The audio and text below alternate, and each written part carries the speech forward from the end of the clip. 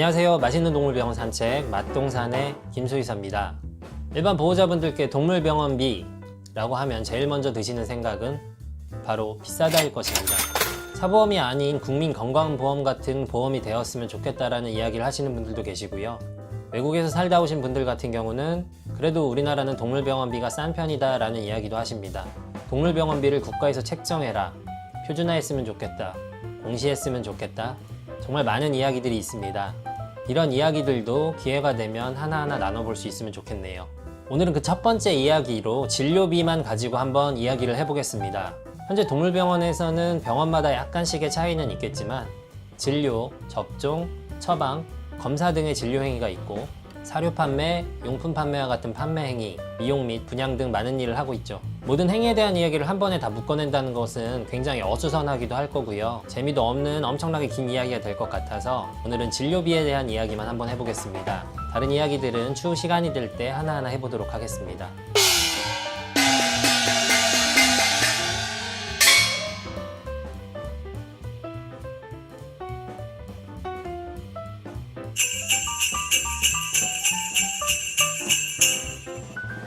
동물병원들은 과거 의약분업전의 병원들처럼 진료와 처방을 현재 같이 하고 있습니다. 동물에 대해 따로 배우지 않은 약사분들이 동물약사라고 이름을 만들어서 처방을 하고는 있지만 현재 교육과정과 수의사법상 동물에 대한 전문가는 수의사임을 다른 분들도 모두 아실 겁니다. 진료를 보게 되면 진료비와 처치비가 함께 발생되는 경우가 많이 있는데요.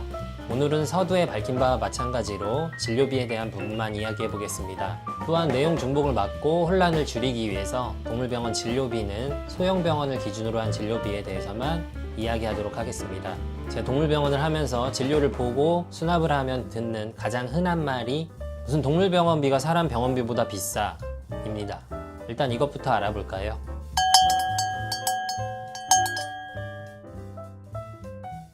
자료가 조사된 2017년 기준 사람병의원과 소규모 동물병원의 진료비 비교표입니다. 우리나라 국가건강보험 시스템상 의원에서는 30%를 본인이 부담하고요. 병원에서는 40%를 본인이 부담하게 됩니다. 나머지 금액은 본인이 미리 낸 국민건강보험에서 지급하게 되죠. 진료비만을 비교해보면 사람병의원의 초진비와 재진비의 약 50% 정도가 소규모 동물병원의 진료비임을 아실 수 있습니다. 다만 먼저 말한 국민건강보험 때문에 실제 납부하는 금액은 사람병의원이 약간 더 적은 것을 확인할 수 있습니다. 다만 그 편차도 매우 크지 않은 금액인 것을 확인하실 수 있는데요. 사람이랑 동물이 같냐라고 하시는 분이 있으시다면 저희도 사람과 동물은 다르다고 생각합니다. 그렇지만 대다수의 보호자분들은 동물병원의 진료비를 자기가 내는 사람의 진료비와 비교하면서 이야기를 하시죠. 저희가 비교를 하고 싶은 것이 아니라 저희는 비교를 당하는 입장임을 먼저 이해해 주셨으면 좋겠습니다. 단순 비교만으론 금액 차이가 크지 않습니다. 하지만 이 금액 안에는 먼저 알아두셔야 할 내용들이 좀 있는데요. 첫 번째, 동물병원 진료비에는 10%의 부가세가 포함되어 있습니다. 2011년 법이 변경됨으로 인해서 예방의학 등을 포함한 일부 항목을 제외하고는 진료비에 부가세를 받게 되었습니다. 따라서 동물병원 진료비에 포함된 금액의 10%는 부가세 납부 시 저희가 납부하는 금액입니다. 다음 두 번째, 동물병원의 평균 진료 시간은 15분에서 약 20분 정도입니다. 사람병원은 가보셔서 알겠지만 5분 이상의 진료가 거의 없죠. 대부분 1분에서 3분이면 진료가 종료됩니다. 이것은 직업적인 특수성임을 저희도 인정은 합니다. 동물과는 질병에 대한 직접적인 문진이 불가능하기 때문에 보호자와 문진을 진행하고 동물의 신체 검사를 진행하는 시간이 많이 들 수밖에 없습니다. 그래서 우리가 진료비를 올리겠다라는 것이 아니라 그렇기 때문에 우리도 이 정도의 진료비를 받을 수밖에 없다라는 것입니다. 다음 세 번째, 사람이 진료실에 다녀간 다음에는 무엇이 남을까요? 간단한 처치를 했다면 처치를 하고 난 아주 적은 양의 의료 폐기물이 남겠죠. 동물이 진료실에 다녀가고 나면 무엇이 남을까요? 동물의 털과 발에 붙어있던 오물이 남고요. 진료실 안에서 동물이 대소변을 보는 경우도 흔합니다. 동물을 만지지 않고 진료를 보는 것은 거의 불가능하기 때문에 한 마리 한 마리 다녀가고 나면 진료대와 진료실을 소독하고 손을 씻고 진료를 준비하는 시간이 많이 걸릴 수밖에 없습니다. 다음 네 번째, 이것은 제가 한의사와 의사, 친구 또는 지인들에게 농담처럼 하는 말인데요. 사람은 아파서 병원에 온 환자가 의사를 물지는 않죠. 물론 가끔은 정신적으로 이상이 있는 분들이거나 잘못된 분들로 인해서 의사분들이 피해를 입는 경우도 있습니다. 동물은 동물병원에 와서 본인이 치료를 받는다는 생각을 하지는 못합니다. 낯선 공간에 와서 무섭고 겁이 나는데 처음 보는 사람 또는 낯선 사람이 아픈 곳을 누르고 만지고 하죠. 사회화가 부족한 아이는 이럴 때 저희를 쉽게 공격합니다. 직접 진료를 보는 임상수의사들의 손은 온통 상처투성이입니다. 이렇기 때문에 알아줘 라고 징징징거리는 거로 들릴 수도 있을 것 같은데요. 어느 정도는 맞습니다. 저희도 가끔은 징징대고 싶지만 이미 수의사와 동물병원비가 국민의 적이 된 이상 통하지 않는다는 것을 잘 알고 있습니다. 왜 이렇게 비싸냐는 것에 대한 답을 해드리고 싶었을 뿐입니다. 그렇다면 외국의 동물병원비는 어떨까요? 외국에서 살다 오신 분들은 왜 우리나라의 동물병원비가 저렴하다고 할까요?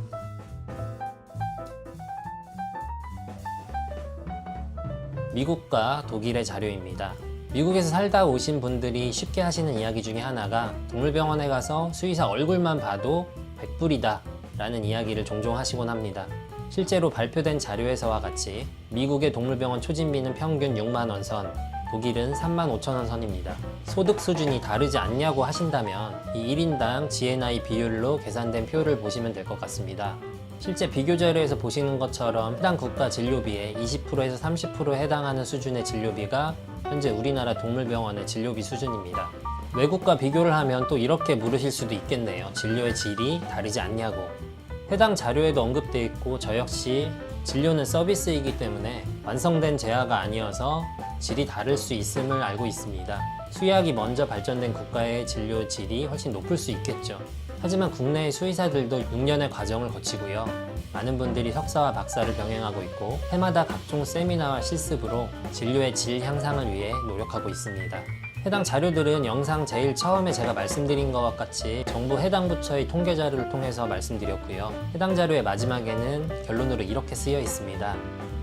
하지만 각 국가의 소득 수준을 고려했을 때에도 한국이 미국 혹은 독일보다 더 저렴한 진료 항목이 비싼 항목보다 훨씬 높은 비율을 차지하고 비싼 것으로 나타났던 항목은 약간 높은 수준인 반면 저렴한 항목은 0.5 이하로 매우 낮은 수준임을 고려할 때 전체적인 방향성은 한국의 동물병원 진료비는 타 국가에 비하여 높지 않으며 오히려 낮은 편이라고 예측할 수 있음. 하지만 이 조사 결과가 나오고 우리나라의 비용이 외국보다 저렴하자 그것에 대한 내용은 없고 동물병원비가 제각각 다른 것 위주의 기사만 보도가 되었습니다.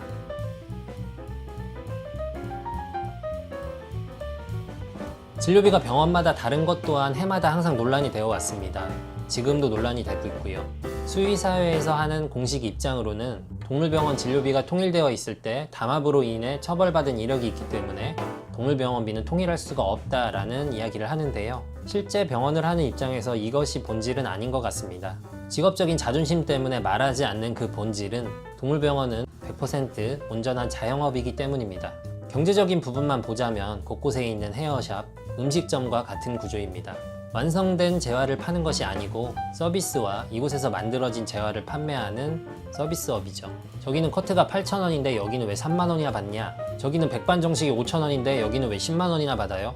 이렇게 묻는 것이 정상은 아니죠. 임대료, 재료비, 인건비 등이 모두 다른데 모두 같은 가격을 형성하는 것이 불가능하다는 것은 잘 알고 계실 겁니다. 경제 활동을 해본 사람이라면 당연히 인식하고 있으신 부분이죠. 우리 모두의 월급이 같아질 수는 없습니다.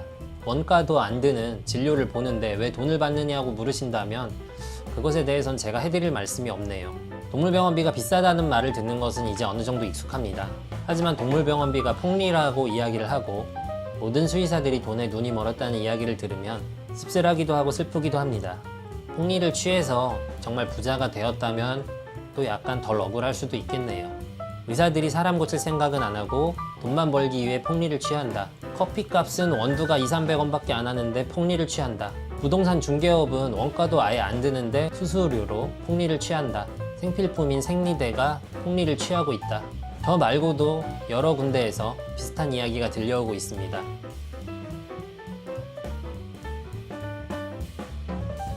시장의 논리에 따라서 자연스럽게 가격이 형성되고 국가에 따라서 오르락 내리락 할 수 있는 가격입니다. 각기 다른 임대료와 인건비 등 많은 것이 포함되어 있는 가격입니다. 폭리를 취하고자 하면 자연스럽게 도태되는 것이 시장의 논리이고 그 와중에 저렴한 서비스로 낮은 가격으로 박리담회를 취하는 업체가 있는 것도 시장의 논리입니다. 본인께 어울리고 맞는 합리적인 가격과 서비스를 잘 찾으셨으면 좋겠습니다. 저희도 보호자분께서 지불하신 진료비가 아깝지 않게 최선을 다하겠습니다.